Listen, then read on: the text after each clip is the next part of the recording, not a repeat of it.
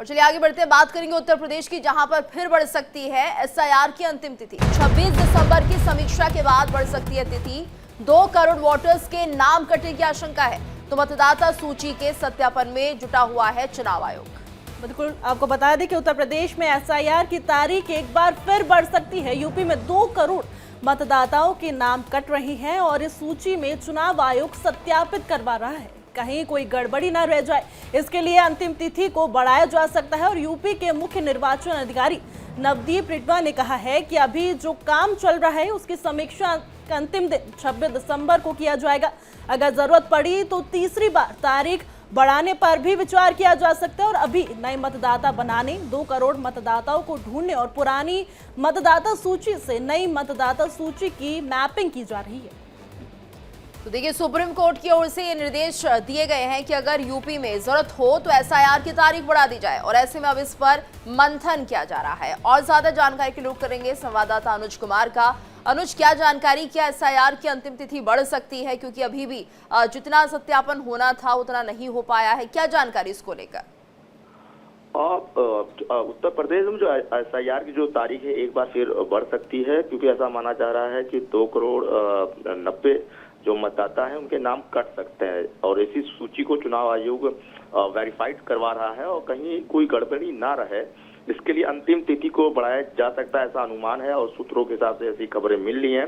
हालांकि जो सीईओ है नवदीप रनवा, वो भी कह रहे हैं कि अभी जो कार्य चल रहा है उसकी समीक्षा जो है अंतिम तिथि 26 दिसंबर को की जाएगी। अगर जरूरत पड़ी तो तीसरी बार तारीख बढ़ाने पर विचार किया जा सकता है। अभी नए मतदाता बनाने और 2 करोड़ 95 लाख करोड़ मतदाताओं को ढूंढने और पुराने मतदाताओं को सूची से नई की मैपिंग की जा सकती है।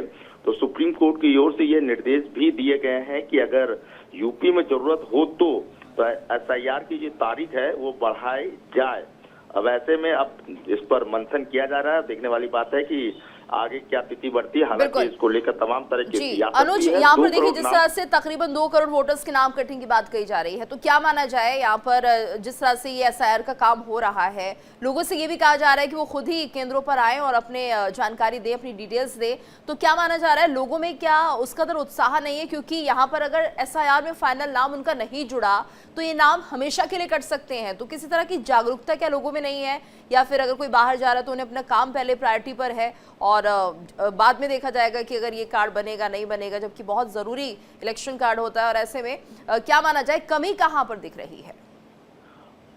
बिल्कुल पूरे तरह से जो मुख्य निर्वाचन अधिकारी हैं नवदीप पूरे जागरूकता के साथ सोशल मीडिया के जरिए प्लस प्रचार प्रसार वाहन के जरिए और बीएलओ के जरिए और जो जिले के अधिकारी हैं उनके जरिए तमाम तरह के जागरूक अभियान चलाए जा रहे हैं और मोहल्ले और कॉलोनी गलियों में भी प्रचार प्रसार किए जा रहे हैं कि अपने जो भी फॉर्म 6A है और जो भी पर्ची है उसको आके यहाँ पे लोग भरें और हो सके तो ऑनलाइन के जरिए भी अपनी उपस्थिति दिखाएं और जनप्रतिनिधियों का भी सहयोग रहा है। तो कुल मिला के देखिए इसमें यह है कि अब इसमें राजनीतिक एंगल भी सामने आ रहे हैं। इधर अखिलेश यादव ने भी कहा है कि 2 करोड़ नाम जोड़ने का चुनाव आयोग पर दबाव है, क्योंकि फॉर्म 6 के माध्यम से जोड़ने के लिए उनका प्रेशर बनाया जा रहा है। ये मतलब पॉलिटिकल के जो विपक्ष के लीडर हैं अखिलेश यादव, उन पर वो सीधे सीधे सियासत कर रहे हैं, कह रहे हैं कि भाजपा सरकार का उसका स्पष्टीकरण दे कि जब एसआईआर चल रहा है तो ऐसे में 3 करोड़ मतदाताओं का नाम काटने की बात स्वयं मुख्यमंत्री कर रहे हैं। तो फिर चुनाव आयोग बताए कि फॉर्म 6 के माध्यम से 2 करोड़ मतदाता